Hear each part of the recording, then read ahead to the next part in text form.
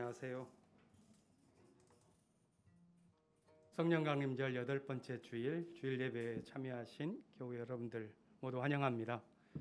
인사를 드리긴 하지만 마음이 무겁습니다. 교회 이전을 하고 첫 번째 임시 예배 초소에서 지난주 예배 드린 후에 갑자기 코로나 확진 사태가 급증하는 바람에 이렇게 급히 예배를 조정할 수밖에 없는 여건이 되었습니다.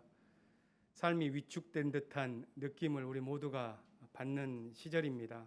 하지만 이럴 때일수록 믿음이 주는 지혜와 용기가 절실해지는 것을 우리는 느낍니다. 예배드리는 이곳은 명동 서울 IWCA 장소가 아니라 임시 사무실로 정한 내자동입니다. 그 회의실에서 진행을 하고 있는데요. 각 방에서도 교육부의 온라인 예배가 진행되고 있습니다. 이런 예배가 7월 말까지 잠정적으로 이어질 것 같습니다. 온라인을 통해서 예배 드려야 하는 그런 것이 우리가 함께 대면 모임을 갖지 못하는 안타까움으로 나타나고 있는데요. 저는 이럴 때 우리 마음이 닫혀지는 것을 넘어서기 위해서 파커 팔머라고 하는 분이 주는 교훈을 마음속에 새겨봅니다. 그분은 우리 삶이 힘들어질 때 이런 교훈을 마음속에 품어볼 것을 권합니다. 길이 닫힐 때에는 그 불가능함을 인정하고 그것이 주는 교훈을 발견하기 위해서 노력하라. 우리 시대에게 주어진 이 무거운 코로나라고 하는 숙제를 우리가 함께 넘어가야 할 과제가 있습니다. 이 시대가 주는 교훈과 가르침을 더욱 깊이 느껴봐야 할 그런 시절입니다.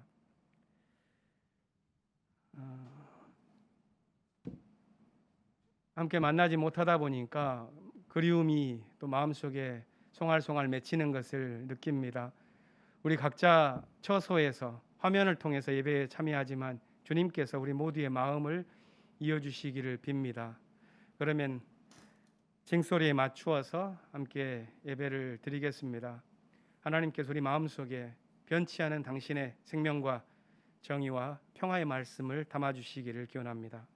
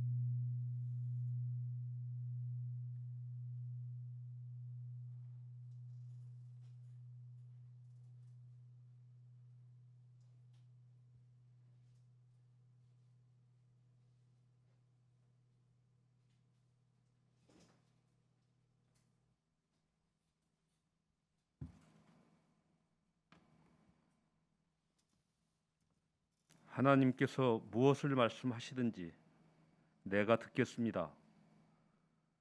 주님께서 우리에게 평화를 약속하실 것입니다. 주님께서는 주님의 백성, 주님의 성도들이 망령된 대로 돌아가지 않는다면 진정으로 평화를 주실 것입니다. 참으로 주님의 구원은 주님을 경외하는 사람에게 가까이 있으니 주님의 영광이 우리 땅에 깃들 것입니다. 사랑과 진실이 만나고 정의는 평화와 서로 입을 맞춘다. 진실이 땅에서 돋아나고 정의는 하늘에서 굽어본다. 주님께서 좋은 것을 내려주시니 우리의 땅은 열매를 맺는다. 정의가 주님 앞에 앞서가며 주님께서 가실 길을 닦을 것이다. 아멘.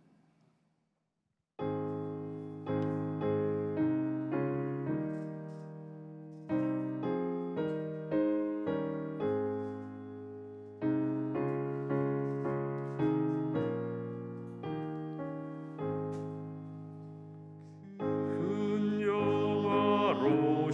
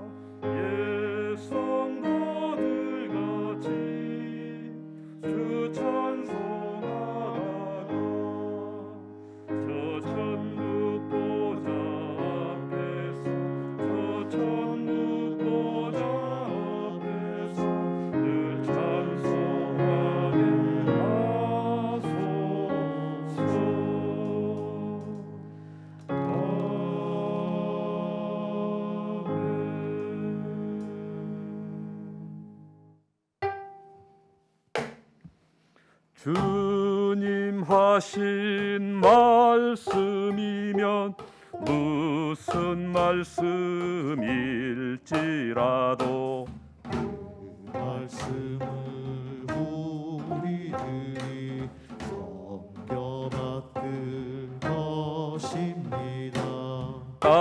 땅에서는 진실이 새순처럼 돋아나고 하늘에선 정의가 불어내려 오시리라.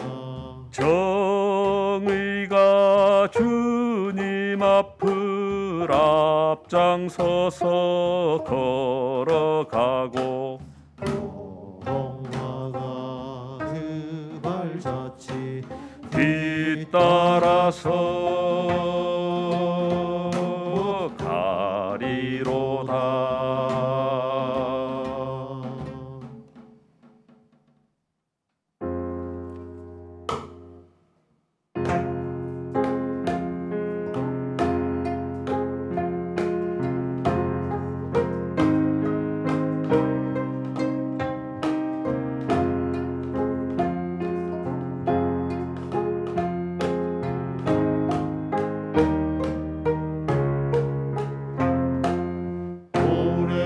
오래전부터 지금부터 영원토록 우리는 주의 백성이요 주님은 우리 왕이시니 영광 찬송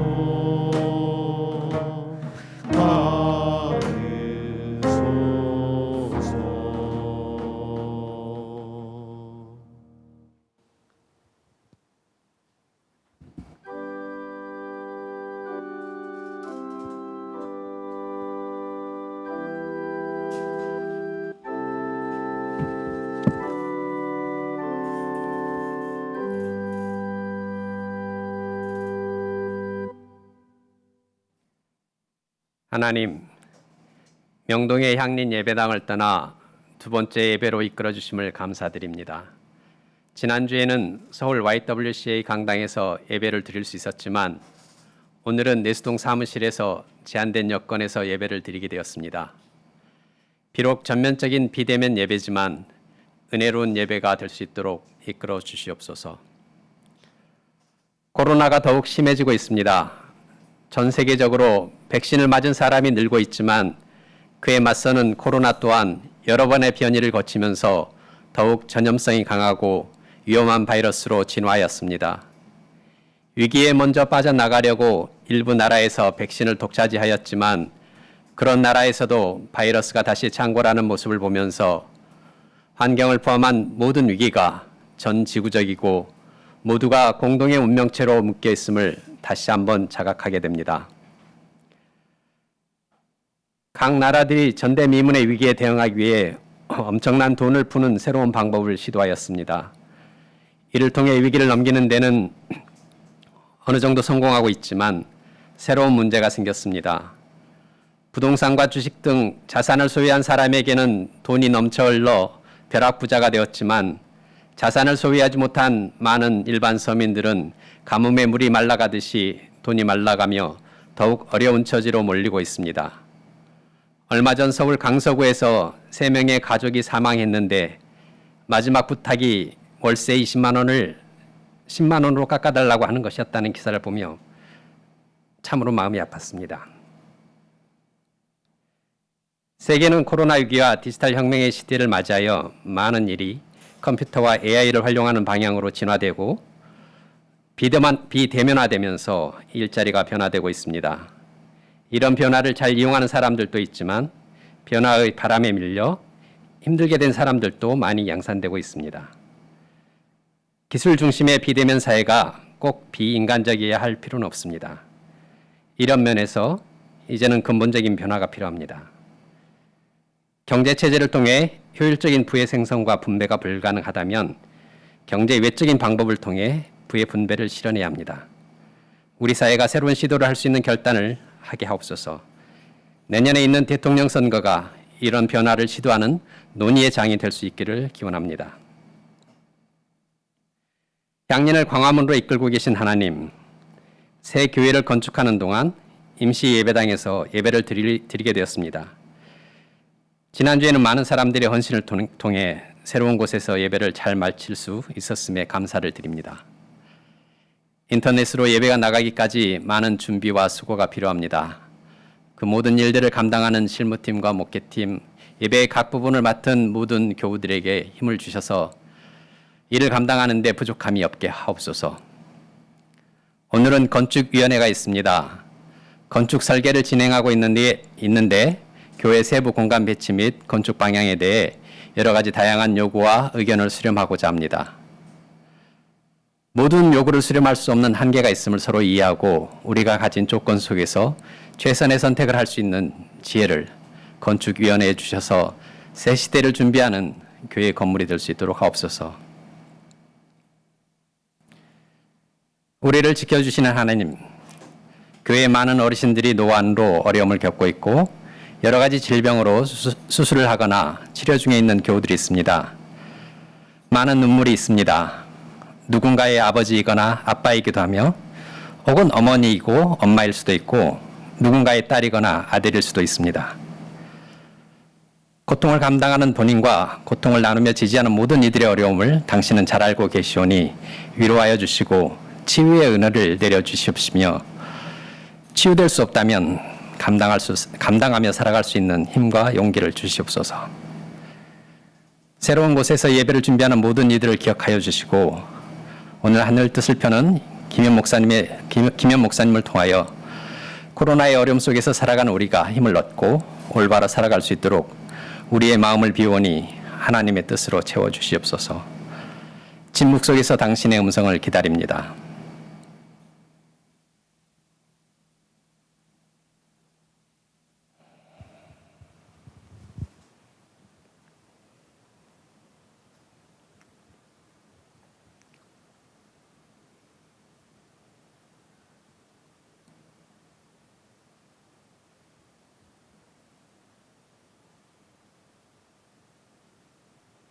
이 모든 말씀 우리의 주님이신 예수 그리스도의 이름으로 기도합니다.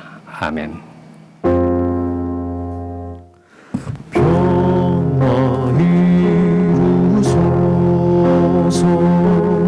평화 이루소서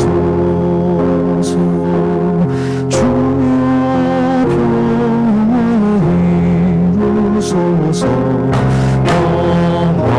이루소서 평화 이루소서 평화 이루소서 주여 평화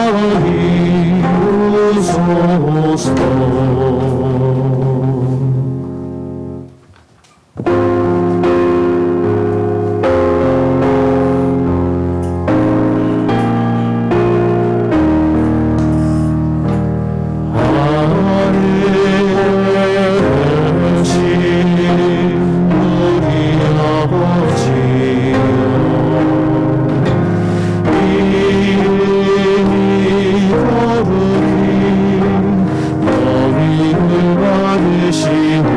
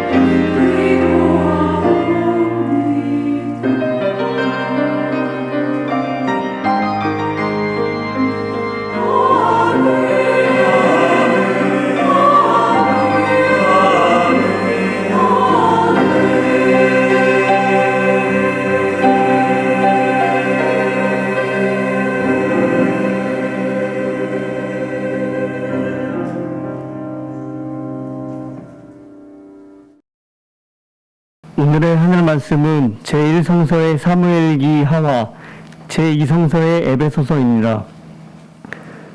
먼저 사무엘기 하 6장 1절에서 5절, 12절에서 19절까지의 말씀을 읽겠습니다. 제1성서 470쪽입니다.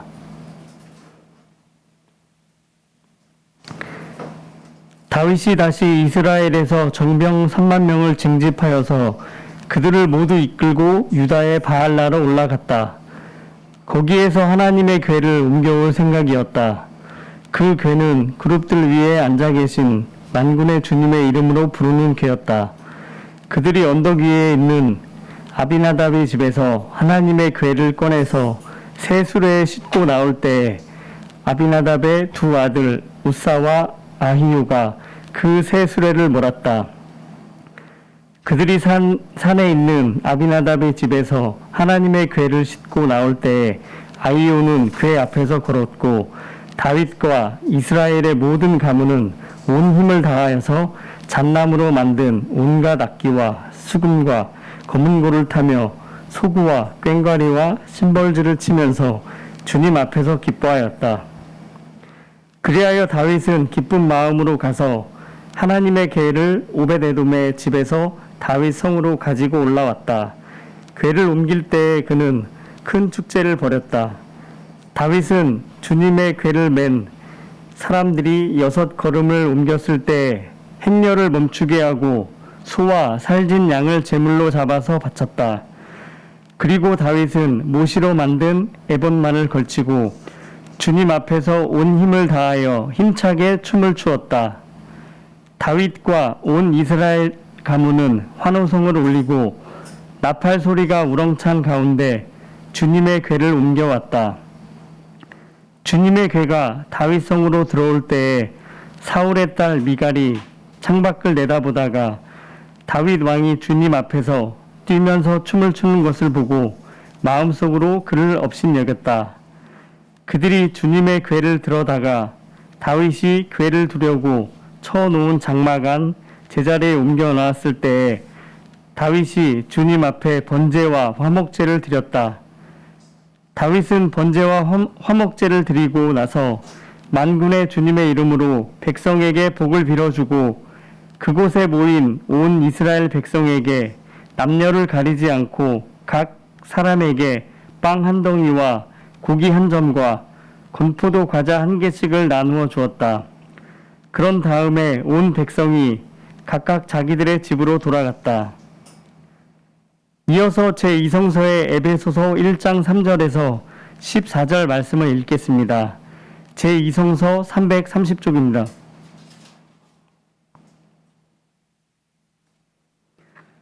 우리 주 예수 그리스도의 아버지이신 하나님을 찬양합시다. 하나님께서는 그리스도 안에서 하늘에 속한 온갖 신령한 복을 우리에게 주셨습니다. 하나님은 세상 창조 전에 그리스도 안에서 우리를 택하시고 사랑해 주셔서 하나님 앞에서 거룩하고 흠이 없는 사람이 되게 하셨습니다. 하나님은 하나님의 기뻐하시는 뜻을 따라 예수 그리스도를 통하여 우리를 하나님의 자녀로 삼으시기로 예정하신 것입니다. 그래서 하나님이 하나님의 사랑하시는 아들 안에서 우리에게 거저 주신 하나님의 영광스러운 은혜를 찬미하게 하셨습니다. 우리는 이 아들 안에서 하나님의 풍성한 은혜를 따라 그의 피로 구속 곧 죄의 용서를 받게 되었습니다. 하나님은 우리에게 모든 지혜와 총명을 넘치게 주셔서 그리스도 안에서 미리 세우신 하나님이 기뻐하시는 뜻을 따라 하나님의 신비한 뜻을 우리에게 알려주셨습니다. 하나님의 계획은 때가 차면 하늘과 땅에 있는 모든 것을 그리스도 안에서 그분을 머리로 하여 통일시키는 것입니다. 하나님은 그리스도 안에서 우리를 상속자로 삼으셨습니다. 이것은 모든 것을 자기의 원하시는 뜻대로 행하시는 분의 계획에 따라 미리 정해진 일입니다. 그것은 그리스도께 맨 먼저 소망을 둔 우리로 하여금 하나님의 영광을 찬미하는 사람이 되게 하시려는 것이었습니다. 여러분도 그리스도 안에서 진리의 말씀 곧 여러분을 구원하는 복음을 듣고서 그리스도를 믿었으므로 약속하신 성령의 날인을 받았습니다. 이 성령은 하나님의 소유인 우리가 완전히 구원받을 때까지 우리의 상속의 담보이시며 우리로 하여금 하나님의 영광을 찬미하게 하십니다. 다 함께 사무엘기 하 6장 14절 말씀을 읽겠습니다. 그리고 다윗은 모시로 만든 에봇만을 걸치고 주님 앞에서 온 힘을 다하여 힘차게 춤을 추었다. 이 말씀으로 귀한 깨달음과 결단이 있으시길 바랍니다.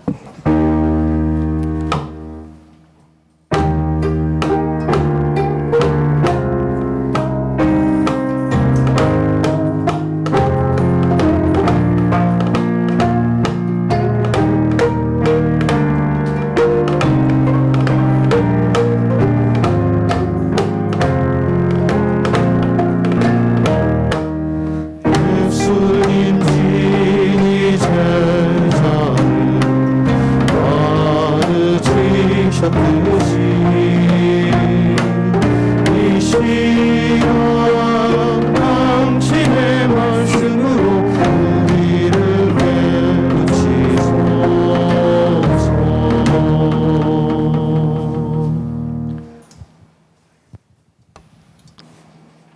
오늘의 복음서의 말씀은 마가복음 6장 14절부터 29절 말씀입니다. 제가 읽겠습니다. 예수의 이름이 널리 알려지니 헤롯 왕이 그 소문을 들었다. 사람들은 말하기를 세례자 요한이 죽은 사람들 가운데 살아났다. 그 때문에 그가 이런 놀라운 능력을 발휘하는 것이다 하고, 또 더러는 말하기를 그는 엘리야다 하고, 또 더러는 옛 예언자들 가운데 한 사람과 같은 예언자다 하였다. 그런데 헤롯이 이런 소문을 듣고서 말하기를 내가 목을 벤 그 요한이 살아났구나 하였다. 헤롯은 요한을 잡아오게 하여서 옥에 가둔 일이 있었다. 헤롯이 자기와 형제가 아닌 빌립의 아내 헤로디아 때문에 그렇게 했던 것이다. 헤롯이 그 여자를 아내로 맞았으므로 요한이 헤롯에게 형제의 아내를 차지하는 것은 옳지 않다고 말해왔기 때문이다. 그래서 헤로디아는 요한에게 원한을 품고 요한을 죽이고자 하였으나 뜻을 이루지 못하였다.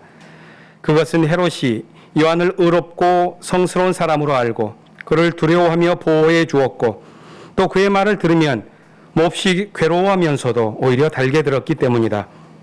그런데 좋은 기회가 왔다. 헤롯이 자기 생일에 고관들과 천부장들과 갈릴리의 요인들을 청하여 놓고 잔치를 베풀었는데 헤로디아의 딸이 춤을 추어서 헤롯과 그 자리에 앉아있는 사람들을 즐겁게 해주었다. 왕이 소녀에게 말하였다. 내 소원을 말해보아라. 내가 들어주마. 그리고 그 소녀에게 굳게 맹세하였다. 내가 원하는 것이면 이 나라의 절반이라도 주겠다. 소녀가 바깥으로 나가서 자기 어머니에게 말하였다. 무엇을 달라고 청할까요? 그 어머니가 말하였다. 세례자 요한의 머리를 달라고 하여라. 소녀는 급히 왕에게로 돌아와서 청하였다. 곧바로 서둘러서 세례자 요한의 머리를 쟁반에 담아서 내게 주십시오. 왕은 마음이 몹시 괴로웠지만 맹세한 것과 거기에 함께 앉아있는 사람들 때문에 소녀가 달라는 것을 거절할 수 없었다. 그래서 왕은 곧 호위병을 보내서 요한의 목을 베어오게 하였다. 호위병은 나가서 감옥에서 요한의 목을 베어서 쟁반에 담아 소녀에게 주고 소녀는 그것을 자기 어머니에게 주었다. 요한의 제자들이 이 소식을 듣고 와서 그 시체를 거두어다가 무덤에 안장하였다. 이는 주님의 말씀입니다.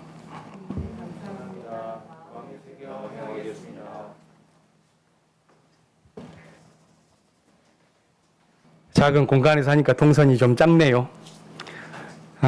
오늘은 신학적인 내용보다는 사람들의 삶에 관한 이야기를 좀 하고 싶습니다. 제가 우리 교회 오기 전에 대학로에 있는 낙산교회에서 심우했습니다. 교우 한 분의 직장이 그 근처에 있어서 가끔 방문했는데, 그곳은 노들 야학이라는 장애인 교육과 인권 운동을 하는 곳이었습니다. 노들, 노란 들판이라는 이름을 가진 그곳은 겉으로는 생활이 불편한 사람들의 모임이었지만 들여다보면 볼수록 가을 들판처럼 풍성한 열매가 맺히는 곳이라는 것을 알게 되었습니다.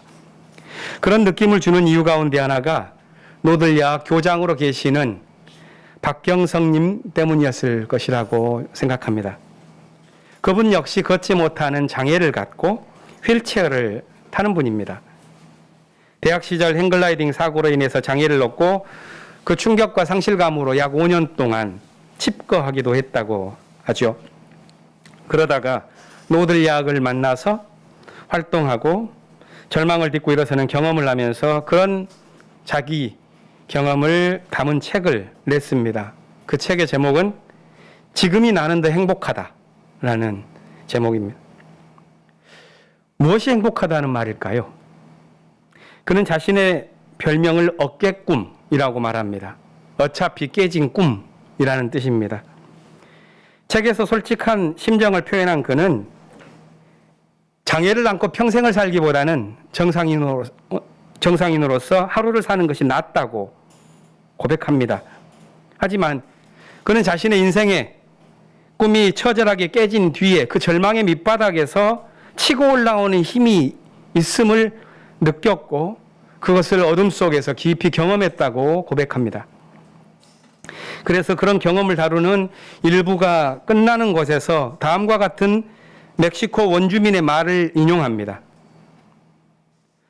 만약 당신이 나를 도우러 여기에 오셨다면 당신은 지금 시간을 낭비하고 있는 겁니다. 그러나 만약 당신이 여기에 온 이유가 당신의 해방이 나의 해방과 긴밀하게 결합되어 있기 때문이라면 그렇다면 함께 일해 봅시다. 그는 이 말을 노들야학에 오는 교사들에게 늘 들려주었다고 합니다. 고통과 시련의 시간을 견디고 뚫고 나온 영혼의 당당한 선언을 그는 표현한 것이고 그것을 함께 나누자는 초대의 말일 것입니다. 저는 그의 말이 미래를 향해 공동체를 일구는 사람들에게 적용될 수 있는 말처럼 느껴집니다. 그리고 오늘 우리의 삶과 교회 생활에서도 적용될 수 있다고 생각합니다. 누군가를 위해서 살아가는 삶, 자신이 아닌 타인을 돕기 위해서 어떤 일을 하는 것은 보람 있는 일이긴 합니다. 하지만 그 일이 자기 삶의 일부가 아닌 일방적이고 시혜적인 일이라면 지속되기 힘들 것입니다. 우리가 함께 예배드리는 이유도 향린이라는 신앙 공동체를 이루며 살아가는 이유도 자신의 구원과 우리 모두의 구원이 깊이 연결되어 있기 때문이라는 점을 우리가 알지 못하면 교회 생활을 지속하기가 어렵고 하더라도 일그러진 관계를 맺기 쉽습니다. 저는 요즘 우리 사회가 굉장히 힘들고 또 우리 공동체 역시도 이 지쳐가는 분위기를 피하기 어렵다고 느끼고 있습니다. 7월이 되면 코로나 사태가 잦아질 줄로 기대를 했었지요. 그런데 거꾸로 급증해서 내일부터는 2주 동안 최고 등급의 거리두기를 해야 할 형편에 놓였습니다.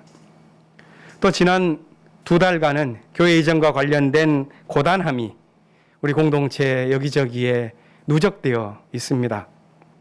건축 과정에서 발생하는 여러 상황들, 이견들, 이것을 조정하고 대처하는 일뿐만이 아니라 새로운 예배당에서 펼칠 선교 방향을 정립하기 위해서 온라인 회의도 밤늦게까지 이어지고 있습니다. 자칫하다가는 주어진 일들이 우리들의 마음을 잠식하고 무언가를 염려하는 그런 마음이 삶을 덮을 수도 있겠다 싶습니다. 그래서 오늘은 말씀을 준비할 때 우리가 느끼는 의무나 책임을 잠시 내려놓고 우리 안에서 일고 있는 종교심의 불꽃, 그것이 어떻게 일어나고 있는지를 들여다보는 그런 시간을 삼고 싶습니다. 성서의 이야기를 오늘은 쭉 따라가 보면서 신학적인 해석보다는 거기에서 나타나는 사람들의 마음의 원초적인 모습, 이것에 주목하고 싶은데요.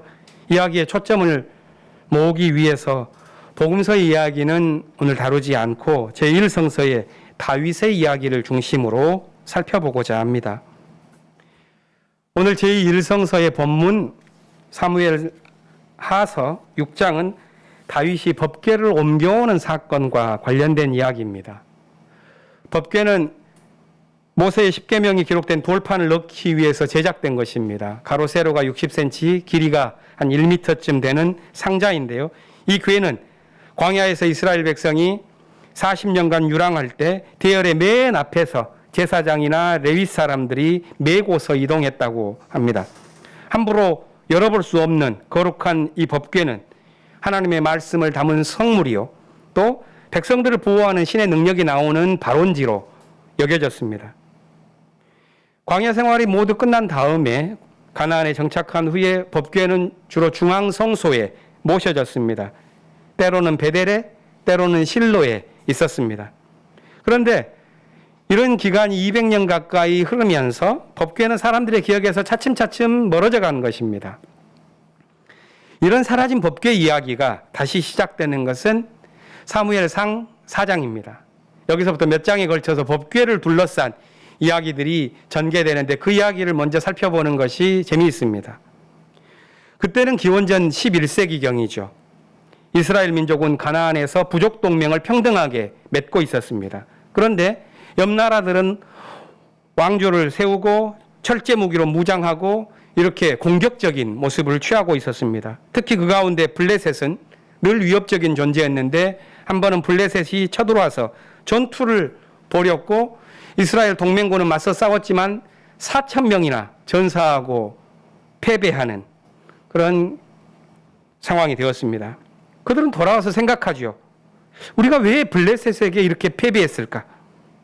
논의 끝에 내린 결론은 그들에게 하나님의 법궤가 없기 때문이라는 것이었습니다.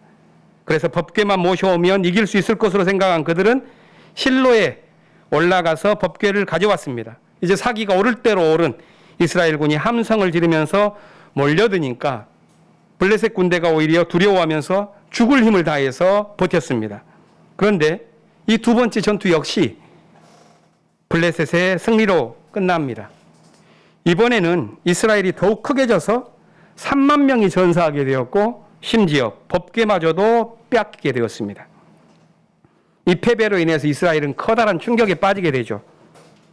당시의 민족의 지도자였던 제사장 엘리는 패전했다는 소식과 전쟁에 참여했었던 두 아들 역시도 전사했다는 이야기를 듣고 나서 의자에 앉아있다 뒤로 넘어져서 목이 부러져 죽고 맙니다.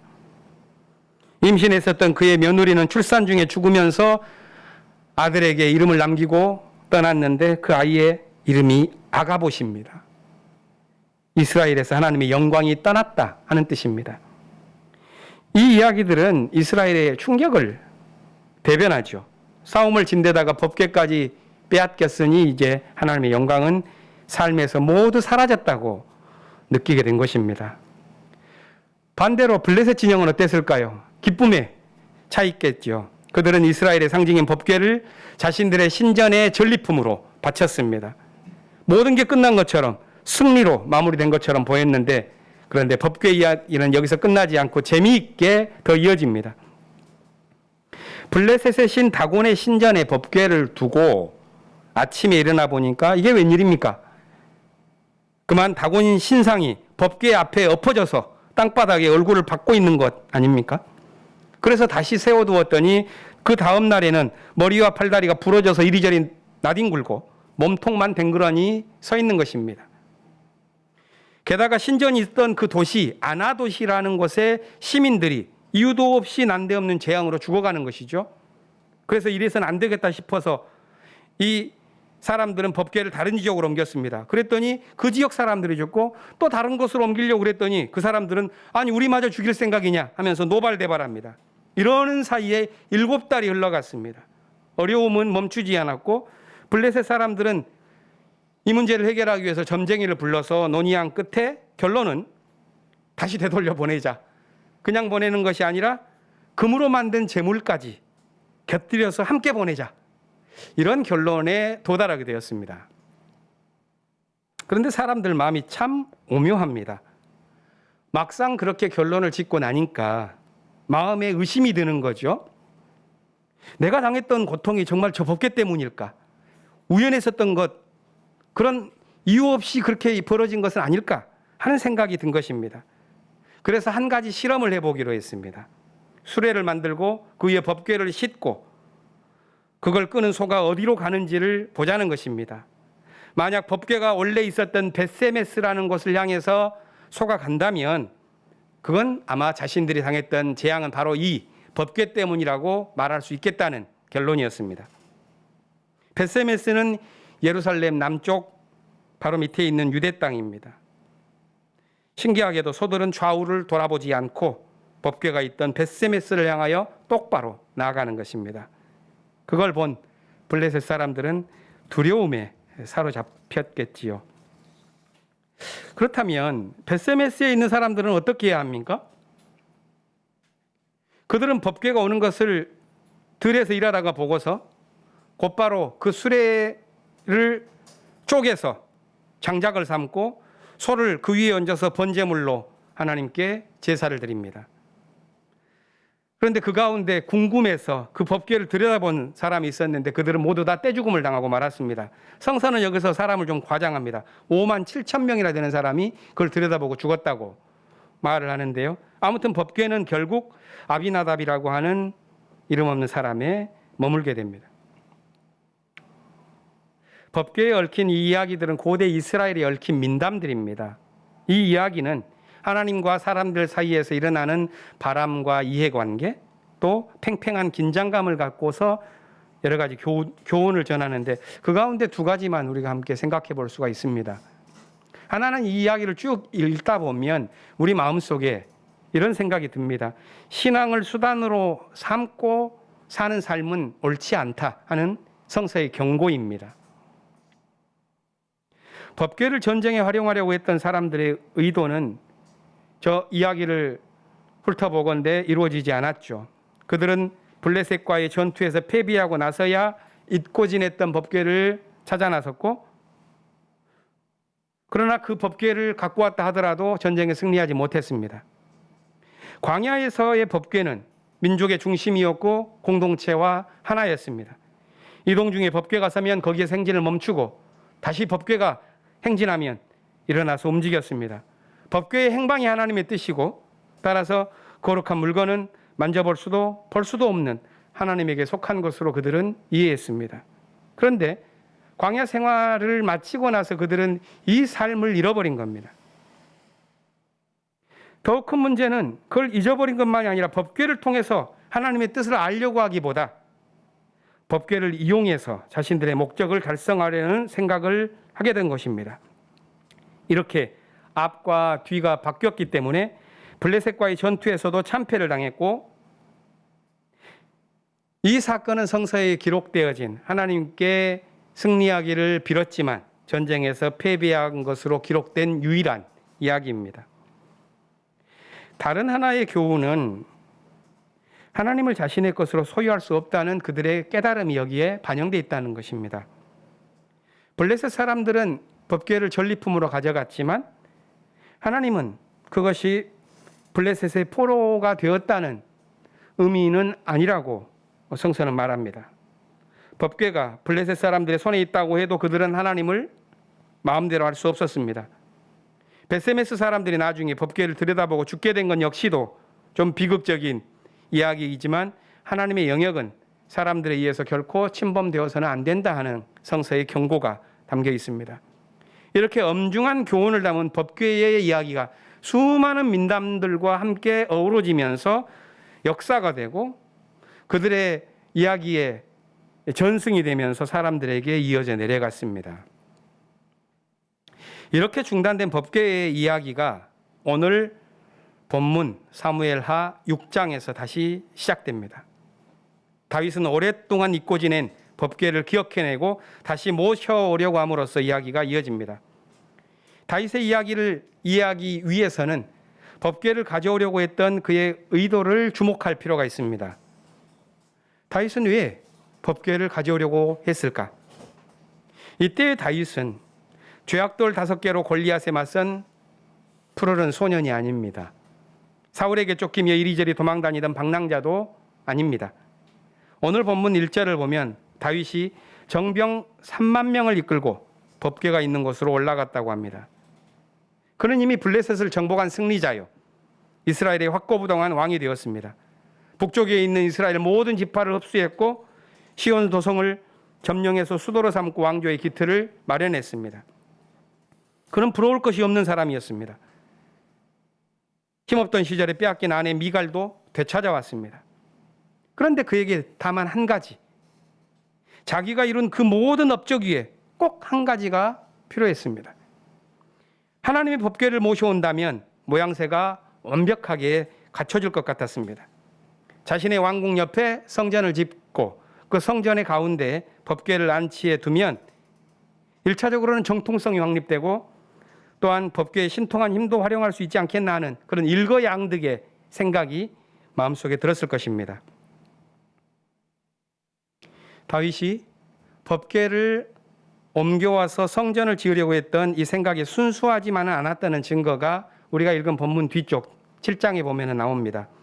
하나님은 다윗에게 이렇게 꾸중하죠.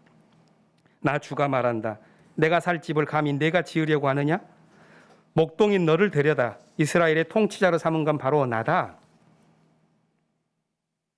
그렇다면 다윗의 의도는 그렇게 순수하지만은 않았다고도 할 수 있겠습니다.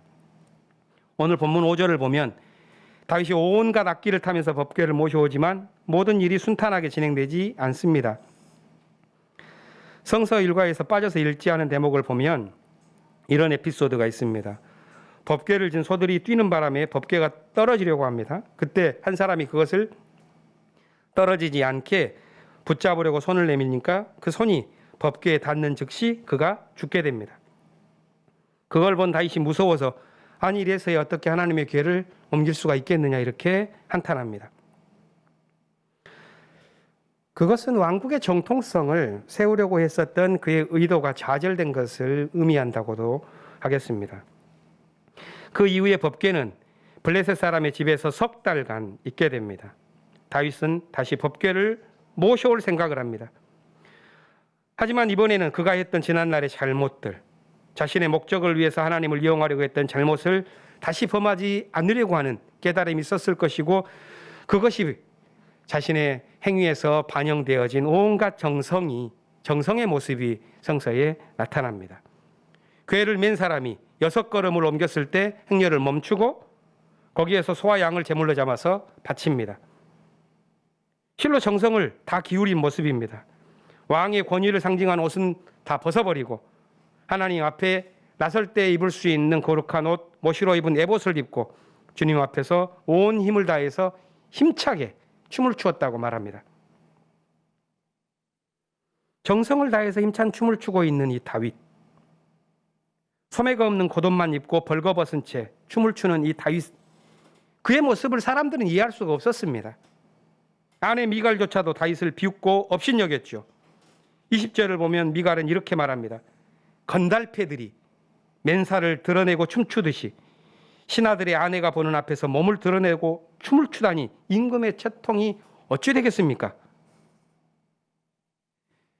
미갈은 아버지 사울이 다윗을 죽이려고 할 때에도 야밤에 쳐들어오는 그런 군대를 피신시키기 위해서 남편 다윗을 자신의 목숨을 걸고 지켜냈던 사랑스러운 아내입니다. 그도 다윗의 모습을 이해하지를 못했습니다. 다윗은 미갈에게 이렇게 말하죠. 그렇소. 내가 주님 앞에서 그렇게 춤을 추었어. 나는 주님을 찬양할 수밖에 없어. 나는 언제나 주님 앞에서 기뻐하며 뛸 것이요. 내가 스스로 보아도 천한 사람처럼 보이지만 주님을 찬양하는 일 때문이라면 이보다 더 낮아지고 싶소. 이런 다윗의 마음과 정성을 하나님이 알게 됩니다. 다윗은 자신이 쌓은 업적과 권위, 그 상징의 모든 치장을 벗어버리고 온 힘을 다해 춤을 추었고 그 춤은 진실한 몸의 언어이요 살아있는 제사였습니다. 그것은 마치 시내산에 불타는 떨기나무 앞에서 모세와 같이 하나님 앞에선 인간의 진실한 몸부림의 한 모습입니다. 하나님 앞에선 정직한 인간의 모습을 보여주는 성서의 장면 가운데 하나가 이 춤추는 다윗의 모습이라고 저는 생각합니다. 능력이나 권위, 체면이나 소유, 이 세상에서 자신을 구성하는 것들을 모두 벗어버리고 하나님 앞에서 힘찬 춤을 출 수 있는 것은 신앙의 용기가 아니고선 불가능한 일입니다. 오늘 우리에게 필요한 것은 하나님 앞에서 춤출 수 있는 신앙이지 않겠는가 하는 말씀을 나누기 위해서 이 긴 이야기를 우리가 읽었습니다. 코로나가 확산되면서 비대면 예배가 시작되고 우리의 믿음의 마음을 지켜내기가 어려운 위태로움을 경험합니다. 이 시간을 우리는 단지 견뎌내는 것만이 아니라 다른 방식의 삶을 준비하고 가꿔야 하는 그런 지혜와 용기까지도 필요합니다. 아울러 우리에게는 교회 건축을 진행하면서 신앙 공동체를 다시 세워야 하는 과제 또한 있습니다. 이 시기에 우리는 두려움이 우리를 지배하지 않도록 결핍이 빚어낸 행위들이 우리의 관계를 일그러뜨리지 않도록 하는 것이 필요합니다. 하나님 앞에서 힘찬 춤을 추면서 하나님만 믿고 모험하는 신앙인으로서 이 세상의 혼돈과 위협을 이겨내는 지혜와 용기가 우리 모두에게 부어지기를 바랍니다. 마지막 말씀은 바울이 에베소 교회에 보내는 축복의 말씀을 전하면서 마칩니다. 에베소서 1장 9절로 10절 말씀입니다. 그리스도 안에서 미리 세우신 하나님이 기뻐하신 뜻을 따라 하나님의 신비한 뜻을 우리에게 알려주셨습니다. 하나님의 계획은 때가 차면 하늘과 땅에 있는 모든 것을 그리스도 안에서 그분을 머리로 하여 통일시키는 것입니다. 잠시 침묵으로 기도하겠습니다.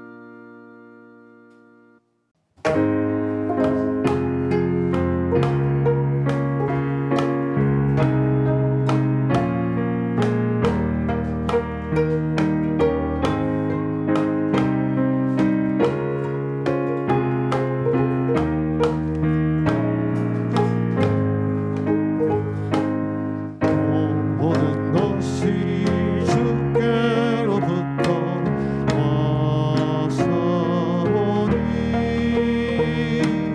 우리의 정성한 데모와 같지 아이다.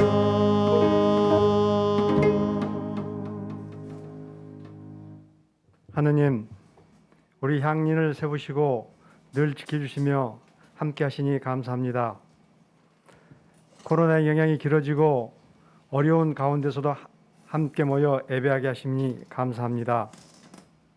하느님, 저희가 알고 또는 모르는 사이에 여러 가지 허물이 있음을 고백합니다. 주님은 아시오니 저희를 불쌍히 여기시고 저희의 부족함을 깨닫게 하옵소서. 사람을 만나기도 무엇을 하기도 어려운 시기입니다. 늘 함께하여 주시고 용기 잃지 않게 하시며 지혜를 허락하여 주시고 당신의 뜻대로 살게 하옵소서. 하느님, 저희가 새로운 교회를 신축하기 위하여 교우 여러분의 의견을 듣고 논의 중에 있습니다. 하심하여 좋은 생각과 의견, 판단으로 아름다운 성전이 지어지기를 원합니다. 바라옵기는 행여 성전 신축으로 인하여 여러 의견들로 인하여 상처받는 교우가 없기를 간절히 기도합니다. 몸이 아파서 마음이 불편하여 힘든 교우에게는 늘 당신의 평안함이 함께하기를 기도합니다. 이제는 저희가 드리는 이 예물이 주님의 뜻에 맞게 쓰여지기를 원하오며 마음은 있으나 드리지 못한 손길도 항상 기억해 주시기를 기도합니다. 낮은 대로 임하시며 이 땅에 늘 함께 계시는 예수님의 이름으로 기도합니다. 아멘.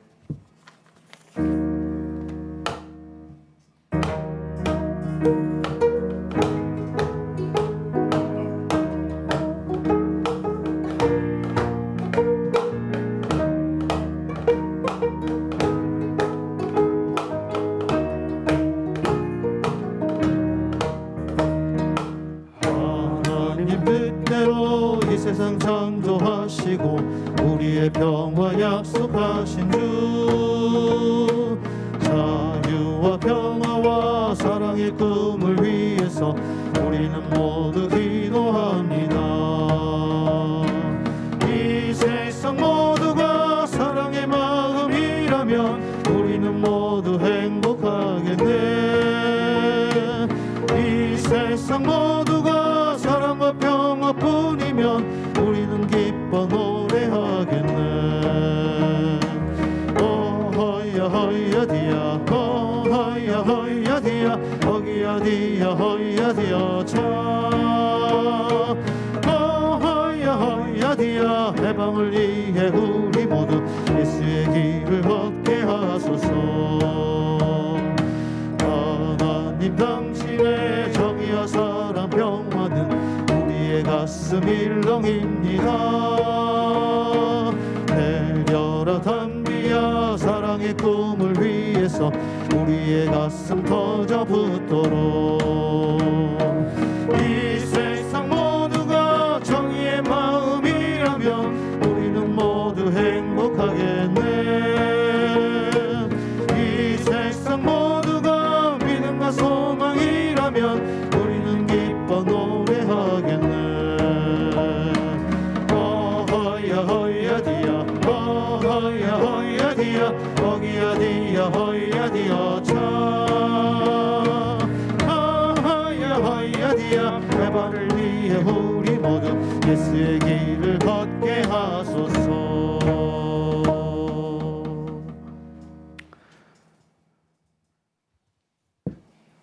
한 주를 살아갈 파송의 말씀을 전합니다. 오늘 우리의 염려는 많고 우리의 관심은 산만합니다. 위태로울 때일수록 주님을 바라보는 믿음을 가집시다. 자기 자신을 내려놓고 하나님 앞에서 힘차게 춤을 춘 다윗처럼 주님에게서 오는 용기와 지혜를 구합시다. 하나님을 믿고 모험하는 삶을 산 선진들을 본받아 우리가 걸어야 할 믿음의 참된 길을 정성껏 걸어갑시다.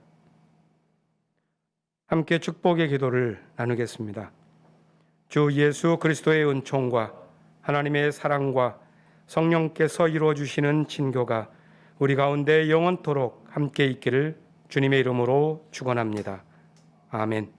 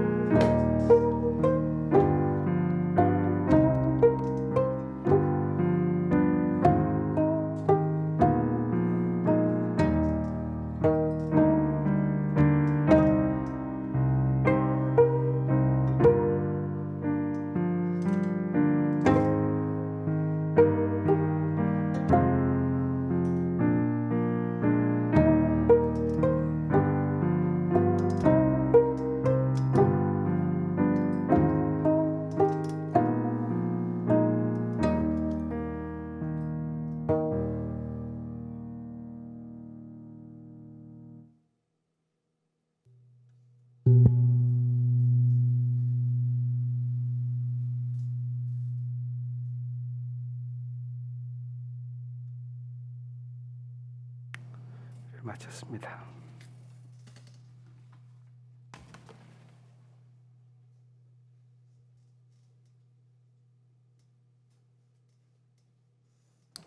교우 여러분 안녕하십니까? 안타깝게 오늘은 대부분의 교우들을 비대면으로 뵐 수밖에 없는 상황입니다. 여러분들께서 늘 건강하시고 평안하시기를 마음속으로 기도합니다. 저희들이 지난주에 광야에서의 첫 예배를 보고 광야로 나오면서 낯설고 불편하고 여러 어려움이 있을 것이라고 생각했었습니다. 한데 코로나가 이렇게 갑자기 덮쳐오고 그로 인한 어려움이 저희들에게 여러 모습으로 다가오고 있습니다. 교회는 예배를 목회실에서 검토하기를 가능한 명동 Y에서 예배 공간을 다 활용하지를 못하기 때문에 비록 비좁지만 이곳 광화문 저희들이 임시 사무처소에서 예배를 보기로 작정을 하고 오늘 이 자리는 교회 여러분들께서 많이 와보시지 못했을 텐데요. 광화문 내수동에 있는 저희들 임시 거처, 임시 사무실의 조그만한 회의실입니다. 이 회의실에 목사님을 포함한 목회실 그리고 성가대에서 예향에서 그리고 반주가 계시고요. 그리고 송출을 위한 교우들이 계십니다.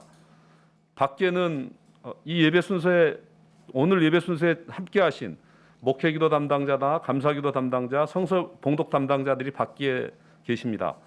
이 좁은 공간이기 때문에 이 예배 공간 안에서 모두가 함께 있었을 때는 또 방역 지침 등과 관련된 고려 때문에 저희들 예배를 이렇게 진행했습니다. 이 비대면 예배 과정에 환경의 다름 이런 것들로 인해서 예배 송출에 약간의 문제가 있었을 수 있겠습니다. 여러분들께 불편드려서 죄송하고요. 좀 더 준비해서 다음 예배는 보다 원만한 예배가 될 수 있도록 준비하겠습니다. 특별하게 드릴 말씀은 오늘 목사님의 말씀이 아주 좋은 말씀을 해주셨는데 그 말씀을 교회 여러분들께서 이 이후에라도 유튜브 등을 통해서 다시 한번 청취해 주시면 고맙겠습니다. 오늘 공동관심사 나눔을 보겠습니다. 1. 오늘 일정 안내, 비대면 예배 안내. 코로나 바이러스가 재확산됨에 따라 오늘부터 비대면 예배로 전환되었습니다.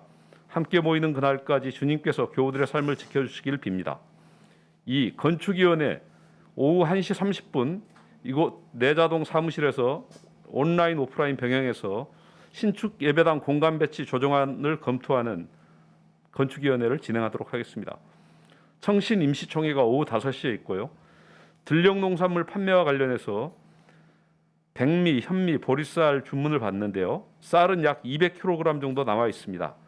9월에 도정할 예정이니 미리 주문 부탁드리겠습니다. 택배비는 15kg에 4,000원, 20kg에 5,000원입니다. 문의는 이옥기 권사님께 해주시면 고맙겠습니다. 이번 주 일정 안내, 정기당의 안내 다음 주에 있습니다. 세청인문공화국과 선교부 신학공부 모임이 있고요. 이후 일정 안내 세청기도회와 목회운영위원회가 7월 25일 날 각기 있습니다. 에큐메니칼 소식 쭉 봐주시고요.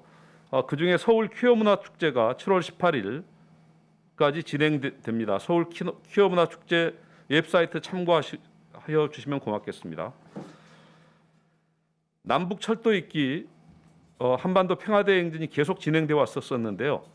실은 이제 오늘까지 그 대중이 함께하는 걷기는 오늘까지 마무리할 수밖에 없는 상황이 되었습니다. 코로나로 인해서 저희들은 7월 24일 오전 9시 30분 장발선역 1번 출구에서 만나서 교우들 다수가 함께 참가하는 기회를 가지려고 했었는데 더 이상 진행될 수 없음을 여러분들에게 알려드립니다. 아마 1인씩 진행하는 방법 등을 검토하고 있는 것으로 알고 있습니다. 차별과 혐오 없는 평등 세상을 바라는 그리스도인 연속 토론 봐주시고요. 그 다음에 광야 생활 안내 드리도록 하겠습니다. 다시 한번 말씀드리겠습니다. 예배 장소 및 생활 비대면 예배가 시작됐습니다. 코로나의 급속한 확산으로 예배를 비대면으로 전환했습니다. 비대면 예배는 거리두기 4단계 기간 동안 지속될 예정입니다. 잠정적으로 7월 말까지 정도를 저희들이 추정하고 있습니다. 예배 녹화 장소는 이미 설명드렸듯이 임시 예배처인 Y에서 하지 않고 YWC에서 하지 않고 이곳 사무실 내자동 사무실에서 온라인 예배로 녹화하고 있습니다. 예배위원 참여와 관련해서 교회 여러분들께 당부 말씀드리겠습니다. 코로나 기간 동안 예배위원을 선정하는 데 여러 어려움이 있습니다.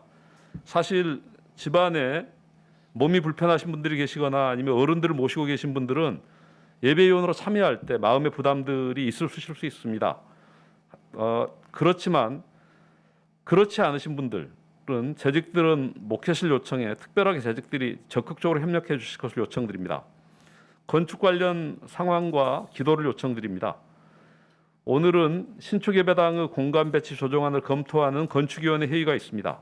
교회 여러분의 기도를 부탁드립니다. 건축위원들의 지혜와 협력을 위해서 그리고 새로운 선교 사명을 감당할 건축 설계안이 마련될 수 있도록 교회 여러분들의 적극적인 기도 부탁드립니다. 향림교인 생활실천 다짐 함께 나누고 오늘의 예배를 마치도록 하겠습니다. 우리는 분단된 결례를 하나 되게 하는 것이 하나님의 뜻이라 믿으며 평화 통일을 이루기 위해 기도하고 헌금하며 활동합니다. 교회 여러분, 다음 주에 뵙겠습니다. 한 주 동안 평안하시길 기도합니다. 안녕히 들어가십시오.